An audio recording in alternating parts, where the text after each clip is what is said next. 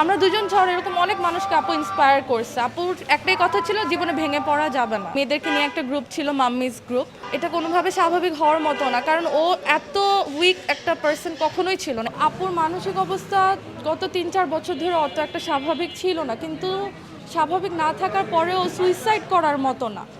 ও অনেক strong.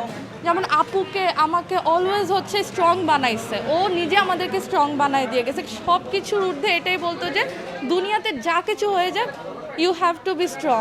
But ও এই কাজ করবে এটা মানার মতো না। বাচ্চা আসছিল ঠিকই, কিন্তু তার মাকে সে দেখতে পারে নাই, কারণ ওই সিচুয়েশনটাও ছিল না। অ্যান্ড আমরা তো নিতে চাচ্ছিলাম যে বাচ্চাটাকে আমরা নিয়েই যাব, বাট হচ্ছে যেহেতু ছোট বাচ্চা, ও তো বাবাকেও ভালোবাসে, মাকেও ভালোবাসে, তো সে বাবার সাথেই যেতে চাই গ্রামে। তো এটাই। হ্যাঁ, আপু কম বেশি অনেক কিছু শেয়ার করেছিল, কিন্তু শেয়ার করার পরও ও কখনো ভেঙে পড়ে নাই। ও অনেক স্ট্রং না হলে একটা মানুষ এতগুলো মানুষকে, আমাদের মতো এতগুলো মানুষকে স্ট্রং বানাতে পারতো না। আমরা দুজন ছাড়া এরকম অনেক মানুষকে আপু ইন্সপায়ার করছে। আপুর একটাই কথা ছিল, জীবনে ভেঙে পড়া যাবে না। কিন্তু এই ঘটনার আগের দিনও আপুর সাথে কথা হয়েছিল আমার।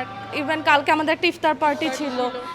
এরকম একটা আগের দিন রাত্রিবেলাও কথা হয়েছে, সে আমার বাসায় আসতে চেয়েছিল, মানে খুবই ফ্রাস্ট্রেটেড ছিল আর কি। খুবই ভালো, মানে ফ্রেন্ড যেরকম হয়, ক্লোজ ফ্রেন্ড যেরকম হয় ওরকম।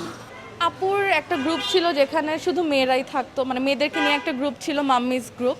ওখানে কম বেশি অনেক মেকআপ ইন্সপায়ার করেছে, অনেক মারা হয় না যে বাচ্চা হয়ে যাওয়ার পর ফ্রাস্ট্রেশনে ভুগে, সেখান থেকে আপু বের করে এনেছে। এটা কোনোভাবে স্বাভাবিক হওয়ার মতো না, কারণ ও এত উইক একটা পার্সন কখনোই ছিল না। এরকম কাজ ওর মাথায় আসবে, এরকম করবে, এটা কখনো আমরা মানতে পারতেছি না। এটা আমাদের জন্য মানে খুবই শকিং।